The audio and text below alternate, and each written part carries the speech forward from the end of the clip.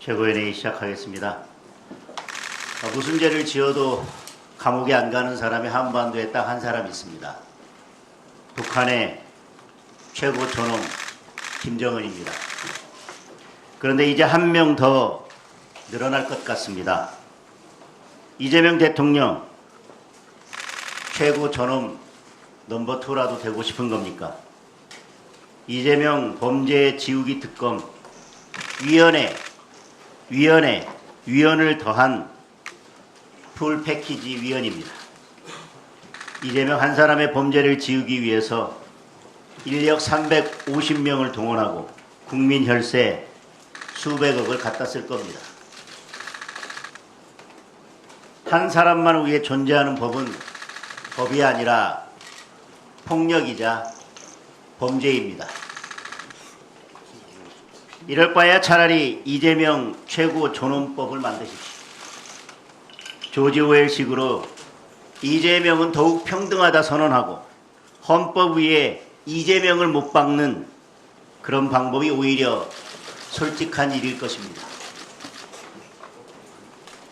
인치가 법치를 압도하는 순간 자유와 평등의 가치는 무너지고 나라는 동물농장이 됩니다. 자유민주주의 대한민국의 국민으로 사느냐, 이재명 동물농장의 노예가 되느냐, 6월 3일 국민 여러분의 선택에 달려 있습니다. 이번 지방선거는 자유민주주의와 헌정 질서를 지키는 선거입니다. 주권자의 분노로 이재명 정권을 심판해야 합니다. 더불어민주당 광역단체장 후보 16명 가운데 7명이 전과자입니다. 정원호 서울시장 후보 경찰과 시민을 두들겨 팬 전과 2범입니다. 김경수 경남지사 후보 국가보안법에 드루킹까지 전과 4범입니다. 우상호 강원지사 후보도 전과 2범입니다. 대통령부터 음주운전 포함 전과 4범이니 딱히 할 말이 없기는 합니다. 김부겸 대구시장 후보는 국가보안법 위반 전과자입니다. 간첩 이선실의 돈을 받고도 신고하지 않았습니다. 이런 사람이 과거 언론 인터뷰에서 뭐라고 했습니까? 호남은 문제없는데 보수당 묻지마 지지하는 영남이 문제다. 이런 인식을 가진 사람이, 이렇게 대구 시민을 모독하는 사람이 대구시장 되겠다고 나섰습니다. 전재수 부산시장 후보는 통일교회 까르띠에 시계를 받았습니다. 통일교회에서 까르띠에 시계를 받았습니다. 안 받았다고 하면 곧장 허위사실 공표니 부인도 못합니다. 뇌물죄든 선거법이든 빼박 예비 전과자입니다. 민주당이 범죄자 천국이니 황당한 일들이 다 생기고 있습니다. 안산시장 후보 천영민은 자신의 음주 전과를 지적하자 이재명도 음주 전과 있는데 찍지 않았냐며 적반하장으로 사과를 요구했습니다. 평생 법 잘 지키며 살아온 선량한 우리 국민들이 도대체 왜 이런 범죄자들에게 지방 살림을 맡겨야 하는 겁니까? 이번 지방선거는 범죄자 걸러내는 선거입니다. 선량한 투표로 뻔뻔한 민주당을 심판해 주시기 바랍니다. 부동산 시장이 문재인 정권 시절로 돌아갔습니다. 아니, 오히려 그때를 능가하기 시작했습니다. 서울 아파트 평균 전세 가격이 무려 6억 8,147만 원, 문재인 정권을 넘어 사상 최고가를 경신했습니다. 매물 부족을 보여주는 전세 수급 지수는 181.4까지 치솟았습니다. 역시 문재인 정권 이후 최고치입니다. 그런데 이게 끝이 아니라 시작입니다. 지방선거만 끝나면 진짜 지옥이 펼쳐질 것입니다. 보유세 인상으로 세금 폭탄을 맞으면 더 이상 살던 집에 살 수 없게 됩니다. 장특공 폐지에서 양도세 폭탄까지 맞으면 더 좁은 집, 낯선 동네로 쫓겨나야 합니다. 부동산세 폭탄으로 끝나지도 않습니다. 이재명 대통령이 직접 이야기한 설탕세, 지금은 안 올린다는 담배세와 주류세, 줄줄이 세금 폭탄이 지방선거 끝나기만 기다리고 있습니다. 유가 최고 가격제가 끝나면 기름값이 3,000원을 넘을 수도 있습니다. 내 집에서 쫓겨나고 밥맛도 못 보고 차도 못 타는 세상, 이재명 정권의 헬 대한민국이 기다리고 있습니다. 이번 지방선거는 내 집, 내 재산 지키는 선거입니다.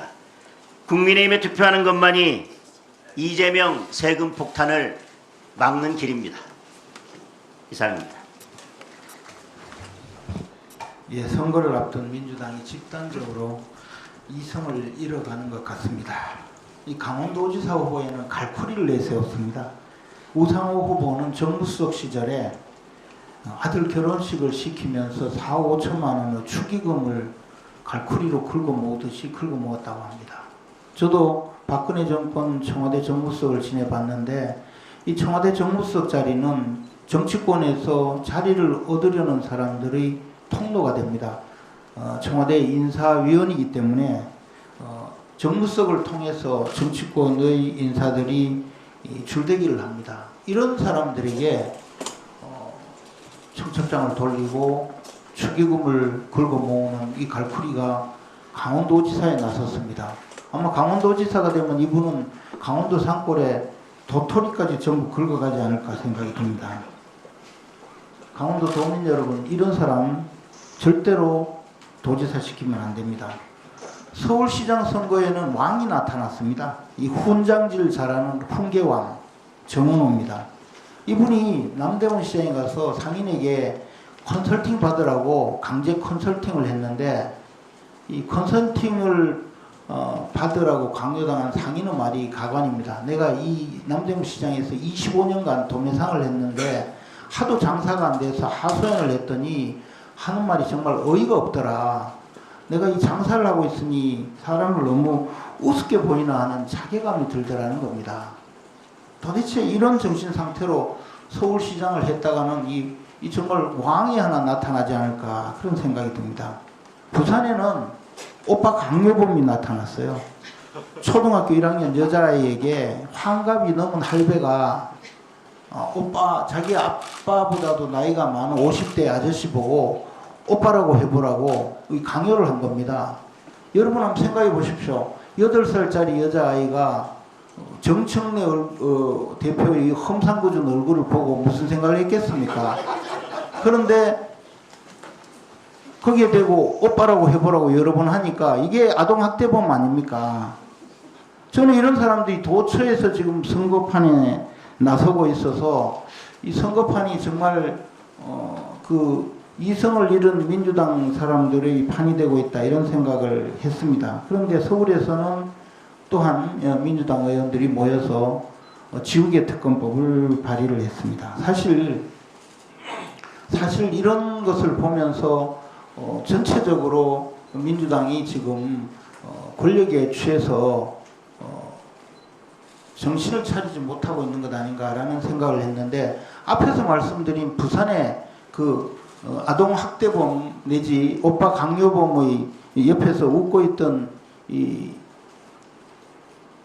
부산 북구 후보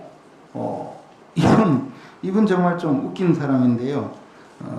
이분이 저 이름 때문에 많이 알려진 분이죠. 그 하정우 배우하고 비슷해서 아직도 사람들이 착각을 해서 이분도 그 스스로 그런 그 생각에 빠져 있는 것 아닌가 그런 느낌입니다. 이게 사실 그 첫날 시장에 갈 때 이분이 양복을 입고 구두를 신고 그리고 하늘색 에르메스 넥타이를 메고 나타나서 자기 스스로 오빠 행세를 한 분입니다. 그리고 악수를 하고는 그 오물이 묻은 듯이 손을 털고는 그걸 변명한다고 하는 말이 손이 저려서 그런 행동을 했다라고 주장하는데 시장에서 악수를 많이 해본 저 같은 사람은 그게 얼마나 거짓말인지 잘 압니다. 첫날 악수를 좀 했다고 해서 손이 저릴 정도로 손을 부비고 털어야 될 그런 상황이 오지 않습니다. 이런 거짓말을 하는 분이 실제 시장에 갔을 때는 아마 자기를 그 오빠로 환호하는 사람들이 많을 거라고 착각한 것 아닌가, 저는 그런 생각입니다. 이제 이 민주당 사람들 지금 이 선거에서 권력에 취해서 마구 전국을 돌아다니고 있고 또 국회에서는 대통령의 죄를 지워주기 위한 이 지우개 특검법을 통해서 나라를 온통 자기네 판으로 만들려고 하는 이 상황, 국민 여러분들께서 정말 똑똑히 지켜보시고 이번에는 반드시 심판을 해주시기를 간곡히 부탁드립니다.